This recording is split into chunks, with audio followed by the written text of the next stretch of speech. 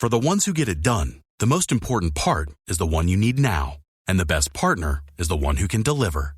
That's why millions of maintenance and repair pros trust Grainger, because we have professional-grade supplies for every industry, even hard-to-find products. And we have same-day pickup and next-day delivery on most orders.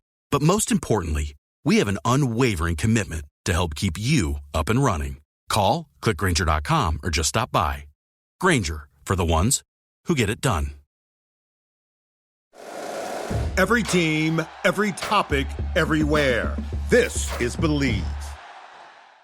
What's up, family? Gerald the Bossman here.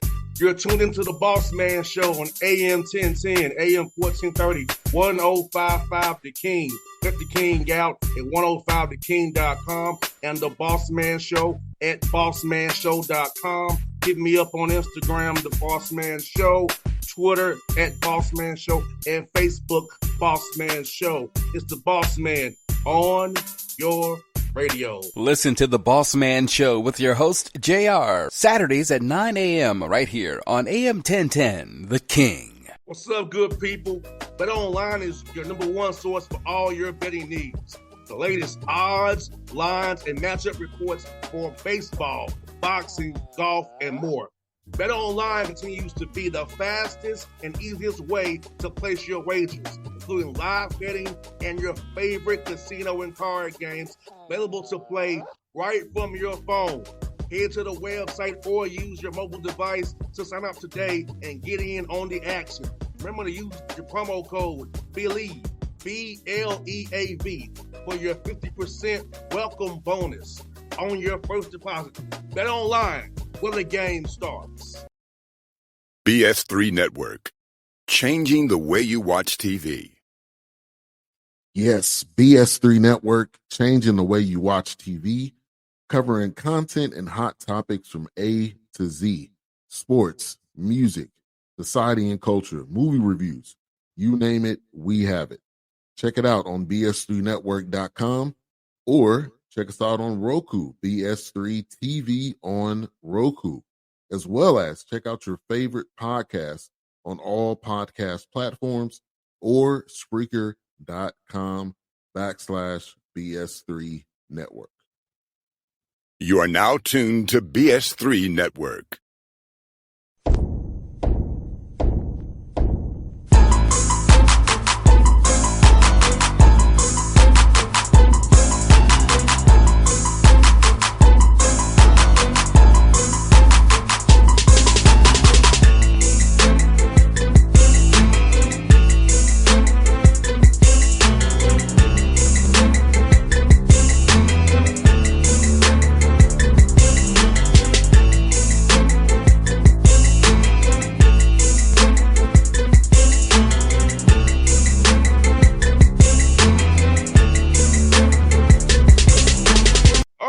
Back on the Bossman Show, going down to Macon, to Mercer University.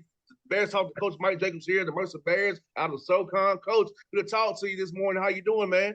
I'm doing fantastic. How are you?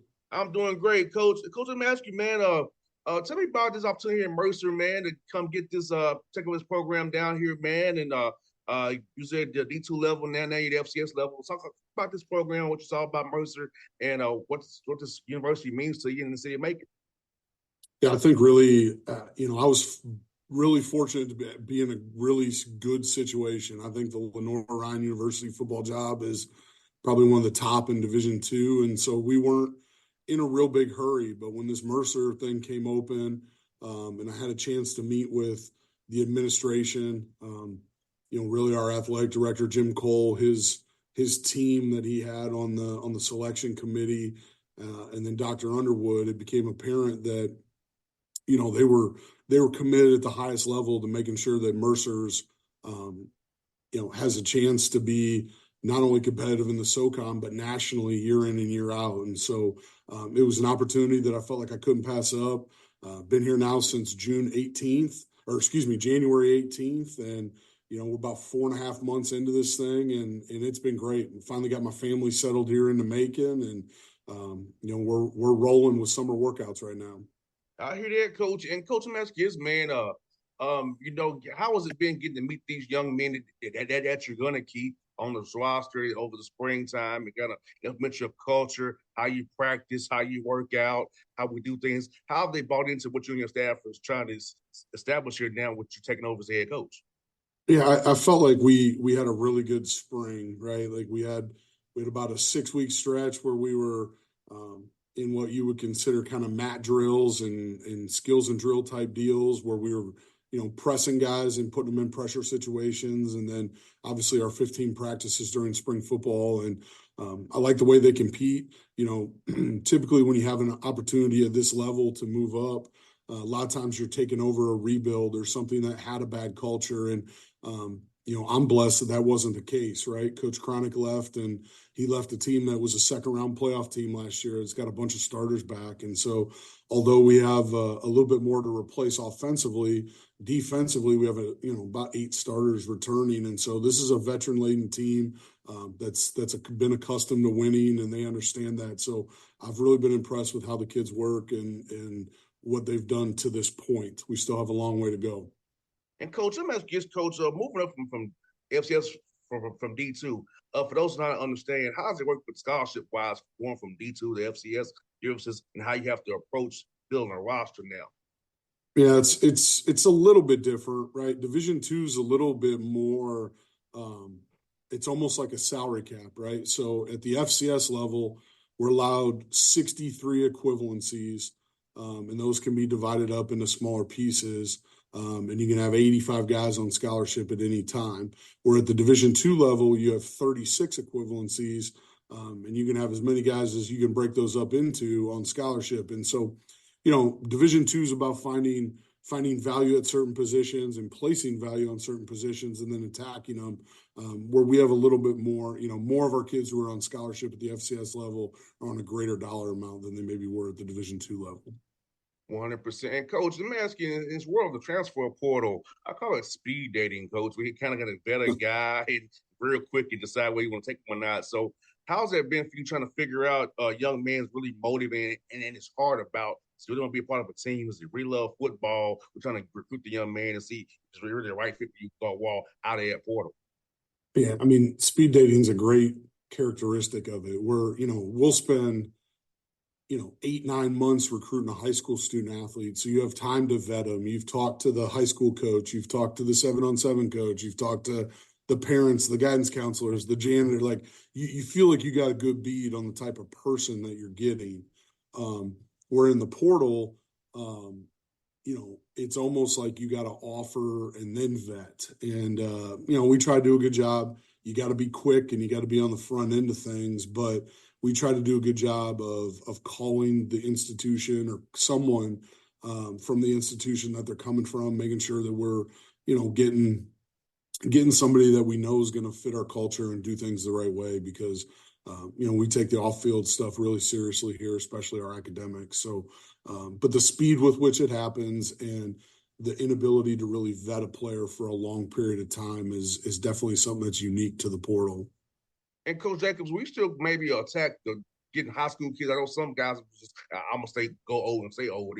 You still gonna go the route of developing young high school kids with a mixture of JUCO guys and a mixture of Porter guys, still to fill in the gaps. So you're gonna kind of go one way or another with this.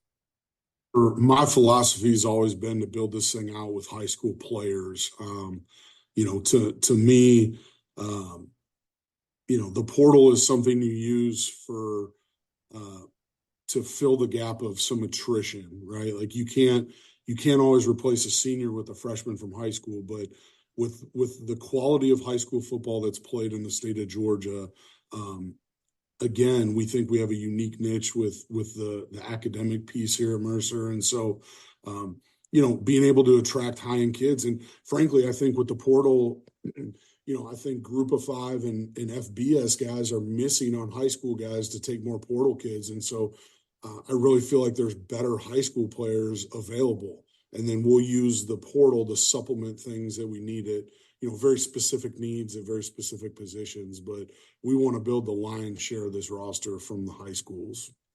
100%, Coach. You mentioned it, Coach. Here in Georgia, we have such great high school coaching, 7-on-7 coaching. Let's talk about the level of coaching down here in the high school level, about how the guys are a little bit more ahead of some guys in other states because of how they're taught, how they're shown pro style stuff, high level football, where they can think the game mentally, they can see the game as well. Yeah, I mean, I we've recruited this area for a while at my other institution. However, when you really get to see it firsthand, you get to immerse yourself in it a little bit more. You understand just the level of depth and knowledge, and how many of these high school guys could easily, be sitting in a college chair somewhere coaching football. Many of them are former college players.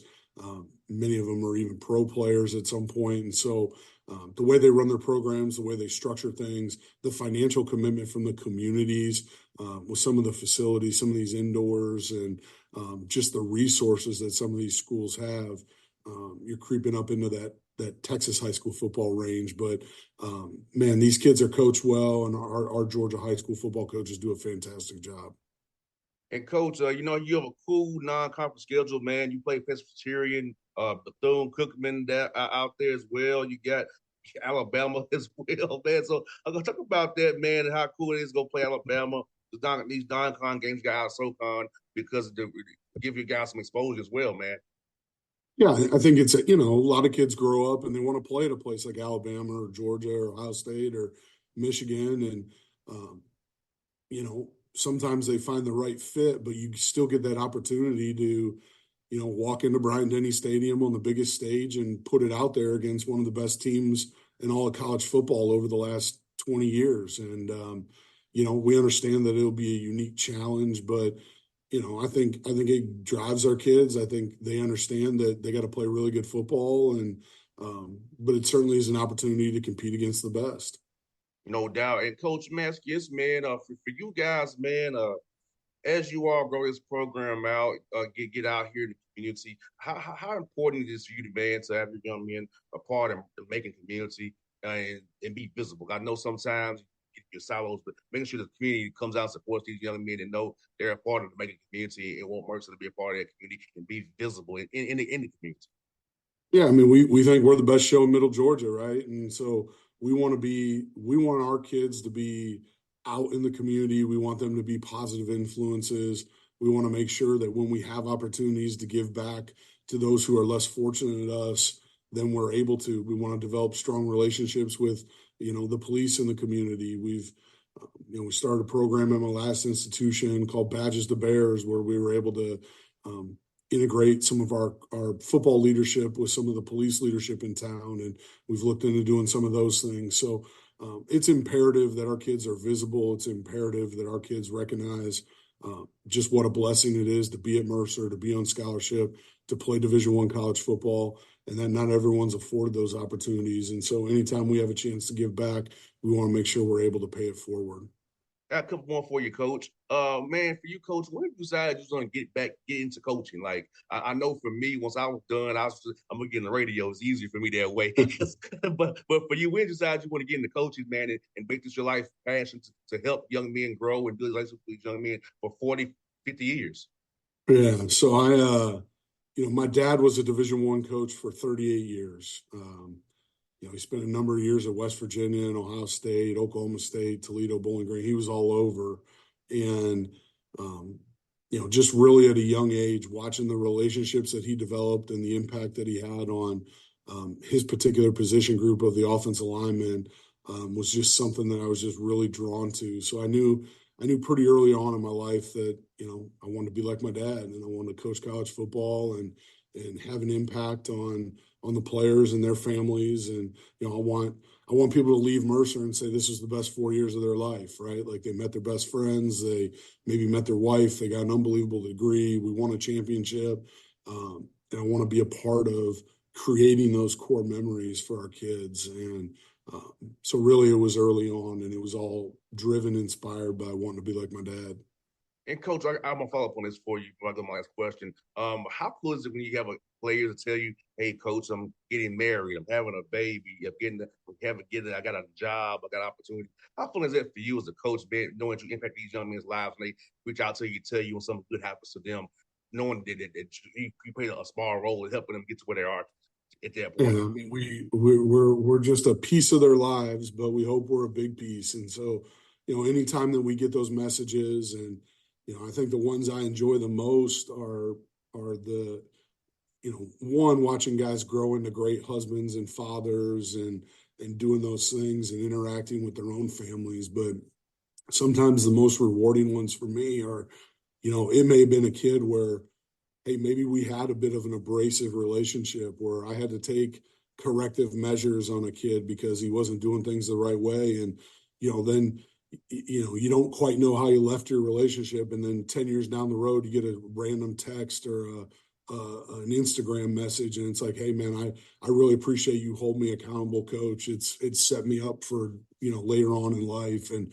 man, those are the ones that really impact me, and just, seeing kids learn something from our program. We talk about sports transferable skills and why we think college athletes are super employable people, the time management, the leadership, the cooperation, the problem solving. Like, those are all things that you garner during sports that I think make former college athletes elite hires in any business world.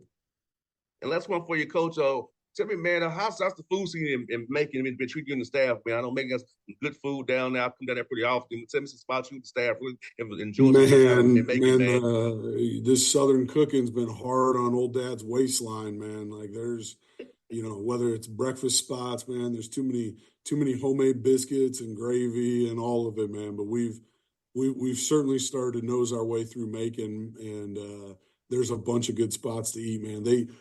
I've been blown away by, how they've revitalized that downtown area, man. Oh, like, yes. It's hard to find a parking meter on the weekends here with the amount of restaurants and bars. There's live music almost every night.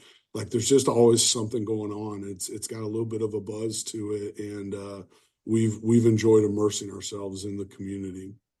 Well, Coach, I hope to help you out any way I can, Coach. Come on the show and talk about the program, man. I'll be coming down to Macon in July after I get off vacation, so I look forward to seeing you when I come down on camp down and see you all, man. So I'm glad to meet you. You're having the show, Coach. Look forward to build a relationship with you year by year, man. Help you any way I can, Coach. BS3 Network, changing the way you watch TV. Yes, BS3 Network, changing the way you watch TV, covering content and hot topics from A to Z, sports, music, society and culture, movie reviews, you name it, we have it. Check it out on bs3network.com or check us out on Roku, BS3 TV on Roku, as well as check out your favorite podcast on all podcast platforms or Spreaker.com/BS3 Network. You are now tuned to BS3 Network. What's up, good people? Bet Online is your number one source for all your betting needs. The latest odds, lines, and matchup reports for baseball, boxing, golf, and more. Bet Online continues to be the fastest and easiest way to place your wagers, including live betting and your favorite casino and card games available to play right from your phone. Head to the website or use your mobile device to sign up today and get in on the action. Remember to use your promo code BELIEVE, BLEAV, for your 50% welcome bonus on your first deposit. Bet Online, where the game starts. What's up, family? Jared the Bossman here. You're tuned into the Bossman Show on AM 1010, AM 1430, 1055 The King. Check The King out at 105theking.com and the Bossman Show at bossmanshow.com. Hit me up on Instagram, The Bossman Show, Twitter at Bossman Show, and Facebook, Bossman Show. It's the Bossman on your radio. Listen to The Bossman Show with your host, JR, Saturdays at 9 a.m. right here on AM 1010, The King.